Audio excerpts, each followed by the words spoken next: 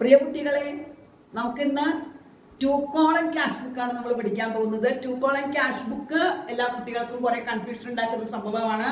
അപ്പൊ അതില് കുറെ പ്രധാനപ്പെട്ട ഐറ്റംസ് മാത്രം, നിങ്ങൾക്ക് കൺഫ്യൂഷൻ ഉണ്ടാകുന്ന കുറച്ച് ഐറ്റംസ് മാത്രം നമുക്കിന്ന് പഠിക്കാം. അപ്പൊ 2 കോളം ക്യാഷ് ബുക്ക് എങ്ങനെ വന്നാലും നിങ്ങൾക്ക് ശരിയാക്കാൻ വേണ്ടിയിട്ട് ഞാൻ പ്രധാനപ്പെട്ട കുറച്ച് ഐറ്റംസ് മാത്രമാണ് നിങ്ങൾക്ക് വേണ്ടിയിട്ട് സെലക്ട് ചെയ്യുന്നത്. അപ്പൊ ആദ്യം നമുക്ക് തന്നിരിക്കുന്നത് ക്യാഷ് ഇൻ ഹാൻഡ് ആണ്.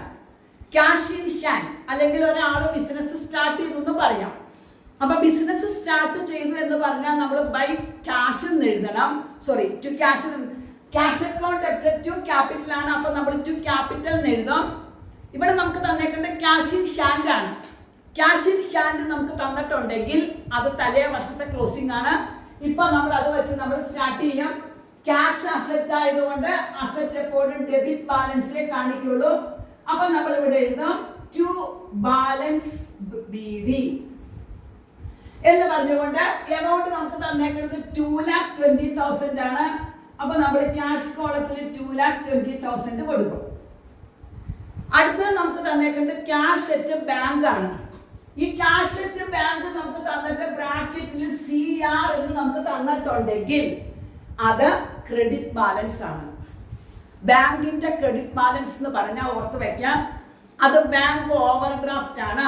എന്ന് വെച്ചാൽ ഡെപ്പോസിറ്റ് ഉള്ള ഒരാൾക്ക് അയാളുടെ ഡെപ്പോസിറ്റിൽ നിന്നും എക്സസ് ആയിട്ട് വിഡ്രോ ചെയ്യുന്ന എമൗണ്ട് ആണ് ബാങ്ക് ഓവർ ഡ്രാഫ്റ്റ്.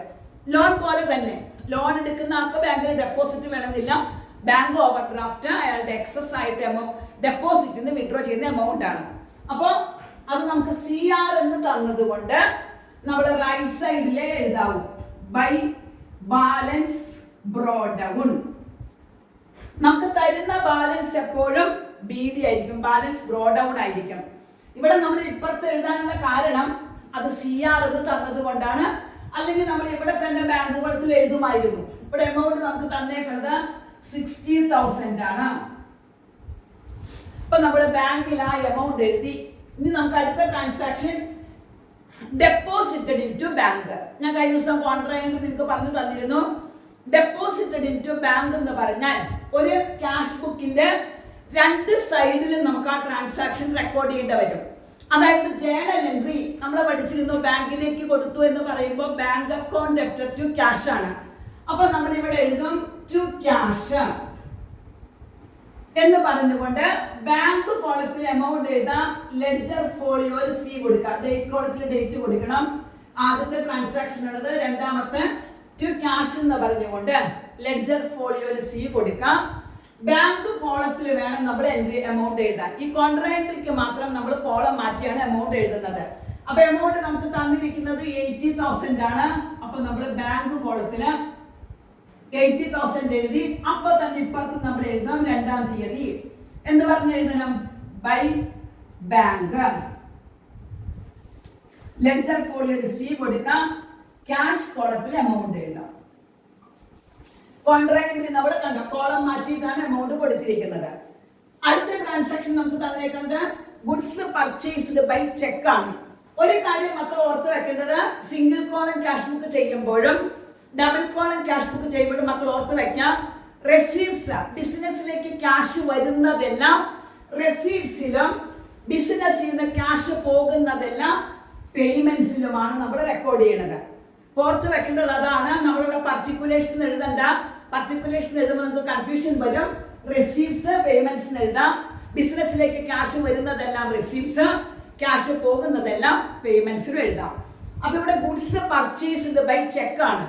അപ്പൊ ബിസിനസ്സിൽ നിന്ന് ക്യാഷ് പോയി, പേയ്മെന്റ്സ് ആണ്, കാരണം പർച്ചേസ് ചെയ്തേക്കാണ്. അപ്പൊ നമ്മൾ ഇവിടെയാണ് നമ്മൾ എഴുതുള്ളൂ. എന്ന് പറഞ്ഞ് എഴുതാം, ഗുഡ്സ് പർച്ചേസ് ചെയ്യുമ്പോൾ നമ്മൾ പർച്ചേസ് എന്നാണ് എഴുതേണ്ടത്. അസറ്റ് ആണെങ്കിൽ നമ്മൾ അസറ്റിന്റെ പേര് എഴുതും. ഗുഡ്സ് ആയതുകൊണ്ട് നമ്മൾ പർച്ചേസ് എഴുതി.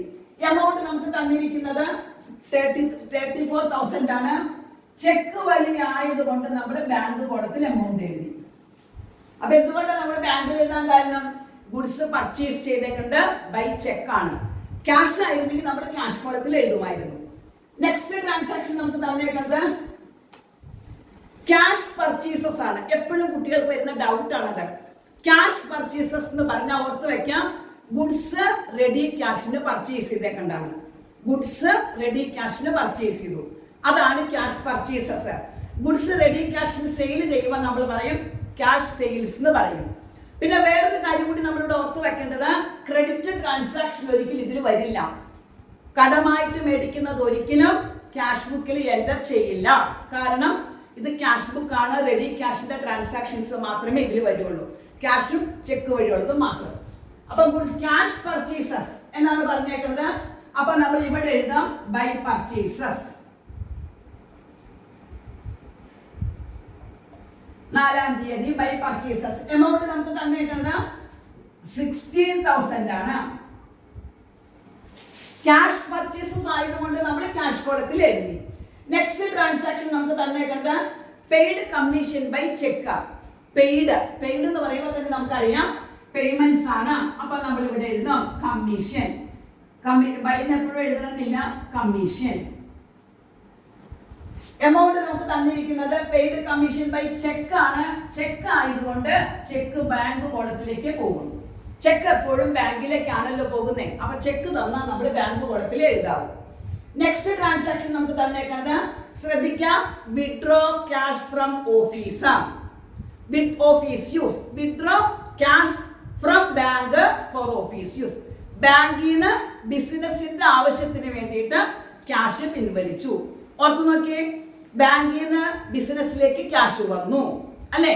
അപ്പൊ ക്യാഷും ബാങ്കും വന്നൂലോ, അതാണ് കോൺട്രാ എൻട്രി. കോൺട്രാ എൻട്രിയുടെ സെക്കൻഡ് കേസ് ആണത്. അപ്പൊ ജേണൽ എൻട്രി എങ്ങനെ വരുന്നത്? ബിസിനസ്സിലേക്ക് ക്യാഷ് വരുന്നു. Bank is the giver. ബാങ്കിൽ നിന്നാണ് വിഡ്രോ ചെയ്തേക്കുന്നത്. ബാങ്ക് ഗിവർ ആണ്. അപ്പൊ cash account debtor to bank. അപ്പൊ നമ്മൾ ഇവിടെ എഴുതാം 6-ാം തീയതി cash account debtor to bank. Contra entry ആണെന്ന് അറിയാൻ വേണ്ടിയിട്ട് ലെഡ്ജർ ഫോളിയോയിലെ സി കൊടുക്കുക. എമൗണ്ട് നമുക്ക് തന്നിരിക്കുന്നത് 15,000 ആണ്. അപ്പൊ നമ്മൾ ക്യാഷ് കോളത്തിൽ എമൗണ്ട് എഴുതാം 15,000. എന്തുകൊണ്ടാ? ഓഫീസ് യൂസ് ആയതുകൊണ്ടാണ് കോൺട്രാ എൻട്രി ആയത്. ഇനി ഇവിടെ നമ്മൾ എഴുതാം, എന്താ എഴുതാം? ബൈ എപ്പോഴും റിപ്പീറ്റ് ചെയ്യണമെന്നില്ല. ബൈ ക്യാഷ് എന്ന് പറഞ്ഞുകൊണ്ട് സി കൊടുക്കാം. ബാങ്ക് കോളത്തിൽ എമൗണ്ട് എഴുതാം. 15,000 ബാങ്ക് കോളത്തിലാണ് കൊടുക്കേണ്ടത്. ഇനി നമുക്ക് അടുത്തൊരു കൺഫ്യൂഷൻ വരുന്ന ഐറ്റമാണ് നിങ്ങൾക്ക്. അതായത് withdraw cash from bank for personal use. ഓർത്ത് നോക്ക്, പേഴ്സണൽ യൂസിന് വേണ്ടിയിട്ടാണ് ബാങ്കിൽ നിന്ന് ക്യാഷ് പിൻവലിച്ചേക്കുന്നത്. പേഴ്സണൽ യൂസിന് വേണ്ടി പിൻവലിക്കുന്നത് ഡ്രോയിങ്സ് ആണ്. അത് ബാങ്കിൽ നിന്ന് പിൻവലിച്ചു എന്നാണ് നമ്മളോട് പറഞ്ഞിരിക്കുന്നത്. അപ്പൊ നമ്മൾ എന്ത് ചെയ്യണം? ഡ്രോയിങ്സ് എഴുതിയിട്ട് ബാങ്ക് കോളത്തിലെ എമൗണ്ട് എഴുതാവും. ബാങ്കിലെ ബാലൻസ് ആണ് കുറഞ്ഞിരിക്കുന്നത്. അതായത് ബാങ്കിൽ നിന്ന് വിഡ്രോ ചെയ്തത് 5,000 അല്ല, അത് 12,000. പേഴ്സണൽ യൂസിന് വേണ്ടി വിഡ്രോ ചെയ്തു ബാങ്കിൽ നിന്ന് 12,000. പേഴ്സണൽ യൂസിന് വേണ്ടി ബാങ്കിൽ നിന്ന് വിഡ്രോ ചെയ്തു എന്ന് പറഞ്ഞപ്പോൾ നമ്മളത് ബാങ്ക് കോളത്തിൽ 12,000 ആണ് ബാങ്ക് കോളത്തിൽ എഴുതി. ഇനി withdraw cash from business for personal use. അയാളുടെ സ്വന്തം ആവശ്യത്തിന് വേണ്ടിയിട്ട് അയാളുടെ ബിസിനസ്സിൽ നിന്ന് കുറച്ച് കാശ് പിൻവലിക്കാണ്. അപ്പൊ നമ്മള് അതും ഡ്രോയിങ്സ് ആണ്. പേഴ്സണൽ യൂസ് ആയതുകൊണ്ട് ഡ്രോയിങ്സ് ആണ്. അപ്പൊ നമ്മൾ എഴുതാം ഡ്രോയിങ്സ് എന്ന് എഴുതിയിട്ട് നമ്മൾ ക്യാഷ് ആണ്, ബിസിനസ്സിൽ നിന്നാണ് അയാൾ പിൻവലിച്ചേക്കുന്നത്. ബിസിനസ്സിൽ നിന്ന് വിഡ്രോ ചെയ്യുമ്പോൾ ഓർത്ത് വെക്കാം, ക്യാഷ് ആണ് കുറയുന്നത്, ബിസിനസ്സിലെ ക്യാഷ് കുറയും. അപ്പൊ ക്യാഷ് കോളത്തിൽ എഴുതാവും. അടുത്ത ട്രാൻസാക്ഷൻ നമുക്ക് തന്നിരിക്കുന്നത് എപ്പോഴും കുട്ടികൾക്ക് ഡൗട്ട് വരുന്ന ഒരു സംഭവമാണ് interest collected by bank. Bank collect ചെയ്യുന്നു ഇൻട്രസ്റ്റ്. അപ്പൊ അത് റെസീപ്റ്റ്സിലാണ് വരുന്നത്. അതായത് ബാങ്ക് കളക്ട് ചെയ്യുന്നത് ബാങ്കിന് ഇൻകം ആണ്. അപ്പൊ അതുകൊണ്ട് നമ്മൾ അത് റെസീപ്റ്റ്സിലാണ് എഴുതാവൂ. അപ്പൊ നമ്മൾ ഇവിടെ എഴുതും ടു ഇൻട്രസ്റ്റ്. ബാങ്ക് കളക്ട് ചെയ്ത ഇൻട്രസ്റ്റ് ആയതുകൊണ്ട് ബാങ്ക് കോളത്തിൽ എഴുതും എമൗണ്ട് 14,000 rupees ബാങ്ക് കളക്ട് ചെയ്തു. Next transaction cash sales. കുട്ടികൾക്ക് എപ്പോഴും അതും തെറ്റിക്കാറുണ്ട്. ഓർത്ത് വെക്കാം, ക്യാഷ് സെയിൽസ് എന്ന് പറഞ്ഞാൽ ഗുഡ്സിന്റെ സെയിൽസ് ആണ്. ബിസിനസ്സിലേക്ക് ക്യാഷ് വന്നു. അപ്പൊ നമ്മളത് റെസീപ്റ്റ്സിലേ എഴുതാവൂ. റെസീപ്റ്റ്സില് ടു സെയിൽസ്, റെഡി ക്യാഷിന് ഗുഡ്സ് വിറ്റേക്കുന്നതാണ്. എമൗണ്ട് നമുക്ക് തന്നിരിക്കുന്നത് 40,000 ആണ്. അപ്പൊ നമ്മളത് ക്യാഷ് കോളത്തിൽ 40,000 എഴുതും. നെക്സ്റ്റ് ട്രാൻസാക്ഷൻ നമുക്ക് തന്നേക്കുന്നത് റിസീവ്ഡ് ചെക്ക് ഫ്രം മുകേഷ്. മുകേഷിന്റെ കയ്യിൽ നിന്ന് ചെക്ക് റിസീവ് ചെയ്തു. അപ്പൊ നമ്മള് റെസീപ്റ്റ്സിൽ എഴുതാം. ടു മുകേഷ് എന്ന് പറഞ്ഞ റെസീപ്റ്റ്സിൽ എഴുതാം. ചെക്കാണ് റിസീവ് ചെയ്തേക്കുന്നത്. ചെക്ക് റിസീവ് ചെയ്യുമ്പോൾ നമ്മള് ബാങ്ക് കോളത്തിൽ എമൗണ്ട് എഴുതാം 5000. ചെക്ക് ആയതുകൊണ്ട് നമ്മൾ ബാങ്ക് കോളത്തിൽ എമൗണ്ട് എഴുതി. Next transaction, cheque received from Thomas and paid into bank ₹8,000. എപ്പോഴും കുട്ടികൾ തെറ്റിക്കുന്ന ഒരു സംഭവമാണ്. Cheque received from Thomas, paid into bank. കുട്ടികൾ ഉടനെ എഴുതും കോൺട്രാ എൻട്രി. മക്കളെ, അത് കോൺട്രാ എൻട്രി അല്ല. കാരണം ഒരു വ്യക്തിയിൽ നിന്നും കിട്ടിയ ചെക്കാണ് ബാങ്കിലേക്ക് പോയേക്കണത്. ബിസിനസ്സിൽ നിന്ന് ക്യാഷ് ബാങ്കിലേക്ക് പോയാലേ കോൺട്രാ എൻട്രി ആവുള്ളൂ. അപ്പൊ ഓർത്ത് വെക്കാം, ഒരു വ്യക്തിയിൽ നിന്നും കിട്ടുന്ന ചെക്ക് ബാങ്കിലേക്ക് കൊടുത്തു എന്ന് പറഞ്ഞാൽ അത് ഒരിക്കലും കോൺട്രാ എൻട്രി അല്ല. അപ്പൊ ഇവിടെ തോമസിൽ നിന്നും ചെക്ക് കിട്ടി എന്ന് പറയുമ്പോൾ നമ്മുടെ റെസീപ്റ്റ്സിൽ എഴുതാം ടു തോമസ്. ചെക്ക് ആയതുകൊണ്ട് നമ്മൾ ബാങ്ക് കോളത്തിലെ എമൗണ്ട് എഴുതാവും. എമൗണ്ട് നമുക്ക് തന്നിരിക്കുന്നത് 8,000 ആണ്. അപ്പൊ നമ്മൾ ബാങ്ക് കോളത്തിൽ നമ്മൾ അതിന്റെ എമൗണ്ട് എഴുതി. Next transaction, bank charges. അതും എപ്പോഴും തെറ്റിക്കുന്ന ഐറ്റം. ഞാൻ ആ സെലക്ട് ചെയ്തെടുത്തേക്കൊണ്ടാണ് തെറ്റ് വരുത്തുന്ന ഐറ്റം കറക്റ്റ് ചെയ്ത് തരാൻ വേണ്ടിയിട്ട്. Bank charges. ബാങ്ക് ചാർജസ് എന്ന് പറഞ്ഞാൽ ബാങ്കിനുണ്ടാകുന്ന എക്സ്പെൻസസ് ആണ്. അപ്പൊ അത് എക്സ്പെൻസസ് ആയതുകൊണ്ട് നമ്മൾ പേയ്മെന്റ്സിലാണ് എഴുതുന്നത്. അത് ബാങ്ക് കോളത്തിൽ വേണം എഴുതാനായിട്ട്. Bank charges. എമൗണ്ട് നമുക്ക് തന്നിരിക്കുന്നത് 4,000 ആണ്. അപ്പൊ നമ്മളത് ബാങ്ക് കോളത്തിൽ അതിന്റെ എമൗണ്ട് എഴുതും. നെക്സ്റ്റ് ട്രാൻസാക്ഷൻ നമുക്ക് തന്നിരിക്കുന്നത് cheque received from Mukesh paid into bank എന്നാണ് പറഞ്ഞിരിക്കുന്നത്. Cheque received from Mukesh paid into bank. അപ്പൊ ഓർത്ത് നോക്കിയേ, മുകേഷിൽ നിന്ന് ഒരു ചെക്ക് നമുക്ക് ആദ്യം കിട്ടിയിരുന്നു. ഒരു 5,000 റുപ്പീസിന്റെ ചെക്ക് നമുക്ക് കിട്ടിയിരുന്നു. ഇപ്പൊ ഇന്ന് ഈ ഡേറ്റിലാണ് അവർ നമ്മളോട് പറയുന്നത്, 14-ാം തീയതിയാണ് നമ്മളോട് പറയുന്നത് അത് ബാങ്കിലേക്ക് കൊടുത്തു. അവിടെയും കുട്ടികൾ തെറ്റിക്കാറുണ്ട്. ഓർത്ത് വെക്കാം, ഒരാളിൽ നിന്ന് ഒരു ചെക്ക് കിട്ടിക്കഴിഞ്ഞാൽ ഒരു പ്രാവശ്യമേ നമ്മളത് റെക്കോർഡ് ചെയ്യാവൂ. വീണ്ടും നമ്മളത് റെക്കോർഡ് ചെയ്താൽ അത് ഇരട്ടി എമൗണ്ട് ആകും. അതുകൊണ്ട് ഒരു വ്യക്തിയിൽ നിന്ന് ഒരു ചെക്ക് കിട്ടി എന്ന് പറയുമ്പോൾ നമ്മൾ അപ്പൊ തന്നെ അത് എൻട്രി ചെയ്യാണ്. വീണ്ടും വേറൊരു ഡേറ്റിൽ അത് ബാങ്കിലേക്ക് കൊടുത്തു എന്ന് പറഞ്ഞാൽ അത് നമ്മൾ റിപ്പീറ്റ് ചെയ്ത് എഴുതാൻ പാടില്ല. അപ്പൊ അത് ഓർത്ത് വെക്കാം. അങ്ങനെ കുറച്ച് കാര്യങ്ങൾ ഇവിടെ ഓർത്ത് വെക്കേണ്ട സംഭവങ്ങളുണ്ട്. അപ്പോൾ അങ്ങനെ ഇതെല്ലാം നല്ല വൃത്തിയായിട്ട് എഴുതാം. ഇനി അത് ബാലൻസ് ചെയ്യുമ്പോൾ ശ്രദ്ധിക്കേണ്ടത്, നമ്മൾ രണ്ട് സൈഡും ഒരേ ലെവലിൽ വരച്ചിട്ട്, ഞാനിപ്പോ ബാലൻസ് ചെയ്ത ആൻസർ നിങ്ങൾക്ക് കാണിച്ചു തരുന്നില്ല, നിങ്ങൾ തന്നെ ചെയ്തിട്ട് കമന്റിൽ കാണിച്ചാൽ മതി. ഞാൻ വ്യക്തമായിട്ട് പറഞ്ഞു തരാം.